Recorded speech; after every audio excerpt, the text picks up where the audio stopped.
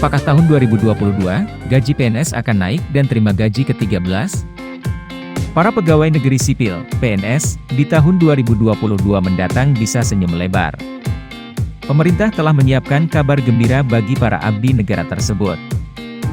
Berdasarkan APBN 2022, pemerintah tetap akan membayarkan gaji ke-13 dan tunjangan hari raya, THR, bagi para PNS.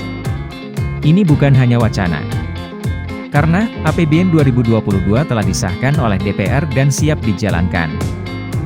Diharapkan, langkah ini dapat membantu konsumsi para abdi negara, sehingga berdampak bagi pertumbuhan ekonomi, terutama untuk konsumsi rumah tangga.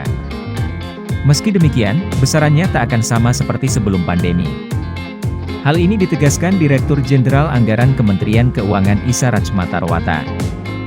Di dalam RAPBN 2022, kebijakan untuk THR dan gaji 13 saat ini, sama dengan tahun 2021, ujarnya. Tahun ini, para abdi negara menerima besaran THR dan gaji ke-13 dengan hanya menghitung gaji pokok dan tunjangan melekat saja. Sedangkan tunjangan kinerja tidak masuk dalam hitungan. Dari pemangkasan tukin yang ada di THR dan gaji ke-13 tahun ini, pemerintah bisa menghemat anggaran hingga 15 triliun rupiah. Ini digunakan untuk menambah belanja untuk penanganan dampak pandemi COVID-19. Lanjutnya, bahkan program-program yang tidak prioritas masih akan tetap ditunda di tahun depan. Sehingga anggaran bisa difokuskan untuk membantu masyarakat hingga pelaku usaha yang paling terdampak. Kita masih harus mengantisipasi masalah kesehatan terkait COVID-19.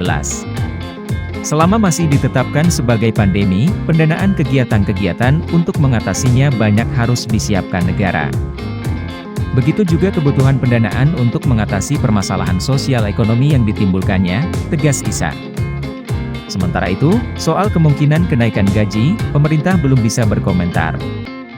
Pasalnya, saat ini kondisi keuangan negara masih dikonsentrasikan untuk pembangunan infrastruktur kesehatan dan layanan sosial akibat dampak pandemi COVID-19. Saat ini kondisi keuangan negara masih dikonsentrasikan untuk pembangunan infrastruktur kesehatan dan layanan sosial akibat dampak pandemi COVID-19, kata Menteri Pendayagunaan Aparatur Negara dan Reformasi Birokrasi, PAN RB.